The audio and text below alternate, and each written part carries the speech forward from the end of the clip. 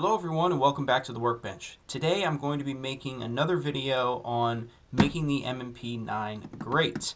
In this video I am going to be installing hopefully my last part, and this will complete the setup that I was originally setting out to achieve. Of course, there's at least one more video in this series where I will go out and try to beat the benchmark times that I set in my initial video. So with no further ado, let's open this case up and get started. So of course, I've got all of my magazine extensions now, but we are only going to be working with the firearm today. So drop the magazine out and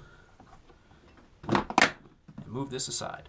Alright, so in this video, I am going to be installing a part that I just got in the mail, and that would be the magwell from Speed Shooter Specialties for the M&P9. So it'll sit down here kind of like this. I was sent this magwell by Robin Taylor at Taylor Freelance, and it's been on back order for a while now. And the reason it's been on back order is because of this piece right here. So this is the rod that kind of holds the palm swell in place, and this is the screw that secures the magwell to this rod. This is the piece that is impossible to come by, apparently.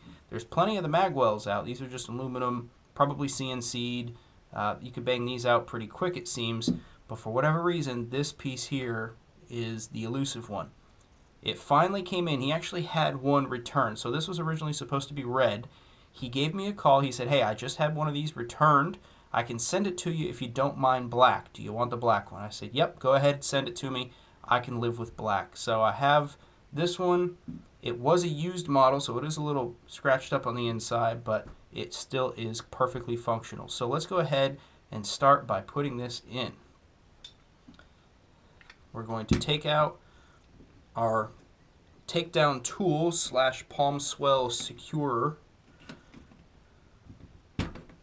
just like that.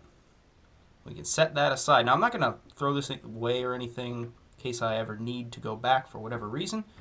But as you can see, I've already kind of test fit this thing, and I've done some work to the inside of the magwell here. So what I'm going to do is I'm actually going to use my file, just a standard half-round file here, and I'm going to file off a little bit more of this front lip so that when I put this magwell on,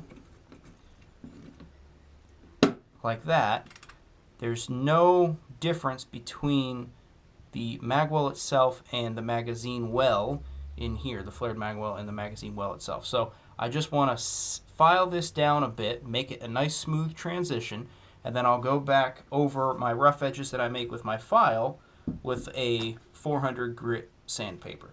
So I will speed this up, but that's what I'm doing. I'm just kind of filing this down, test fitting as I go, just trying to smooth all of these out.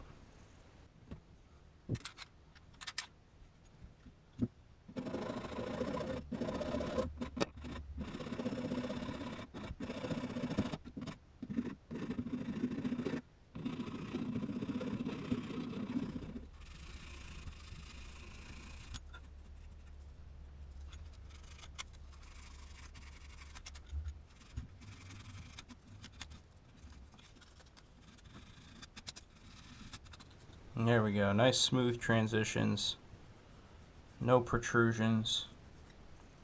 Looks good. Alright, so now you take your little rod here and it's going to go in. Now there's a flat spot, flat side, and a rounded side. So you can kind of see here, you've got a flat side and a rounded side.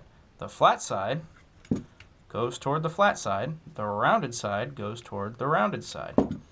So now it goes in with that pin this way, goes in and then rotates when it reaches the bottom. Now for this you might want to use a pair of pliers to rotate that around, and just make sure it's rotated enough and lined up.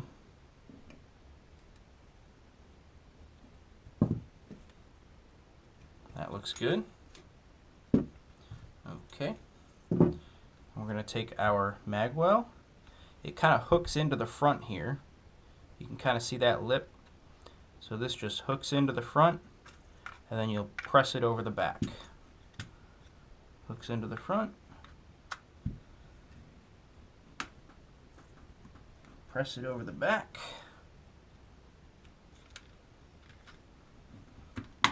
Like that. And then just look around to make sure you've got good contact, which it looks like we do. Okay. Now we're going to grab that screw, and it's got an Allen head on it. You might be wondering what size Allen head that is. That is 1/16, which is the same size as your rear sight screw. So I'm going to set some Loctite on that, some blue Loctite.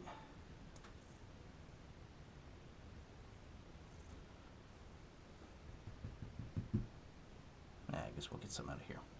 Just going to put a small amount on the threads.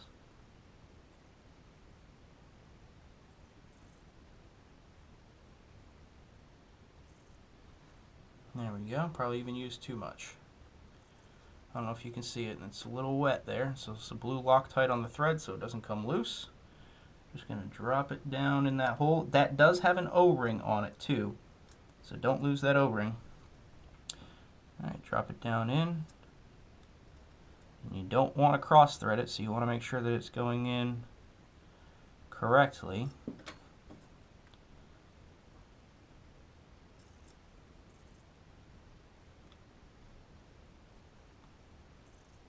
Tighten it down. Don't over tighten, remember, just snug it up. It's going to have Loctite on it, so you should be fine. There we go. I'm not going to go any tighter than that. Just snugged it up. Alright, here we go. Put this thing back together.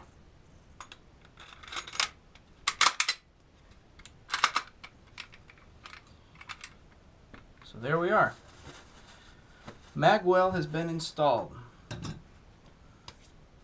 And I like it. I absolutely like it.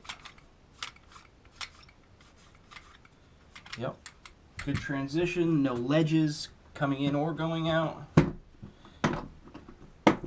Let's use a magazine. Empty, empty and clear. Set this out of the way.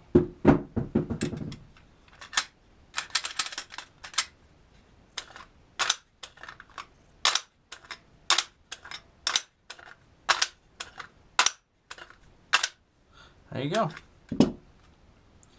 So, Smith & Wesson M&P9 project gun is complete. Now I may go back over time and maybe paint some of this roll stamping in with red paint just to tie everything together, but maybe, maybe not. Adds no functionality to the gun whatsoever. So really and truly, that was the last functional piece to this firearm. So what have we done in these videos? Well, we've changed out the barrel, we've changed out the sights, we've added Talon grips, we put the Apex trigger in, we put on the Taylor Freelance base pads on the magazines, we put the Magwell on, and of course the Arachna grip. I'm very much looking forward to getting out and shooting this gun and testing my times against the baseline times that I set back in the first video in this series. So thank you all very much for sticking around and watching this process and following me through my little upgrades here. If you have any questions about cost or where I got everything, everything is linked in the description of that video. So for the install video on the Arachna grip and the Talon grip, those links are in the video description. For the Storm Lake barrel, that link is in the video description, etc. Of course, I will link to everything in the final video. I'll link to the Magwell in this one. I'll link to every part in the final video so you guys can go and see what the prices are. And if you want to pick one up for yourself, you'll see where I got them from. So in any case, until the next video, which is hopefully the last video in this series where I go out and test my times, thank you all very much for watching, and I will talk to you all again very soon.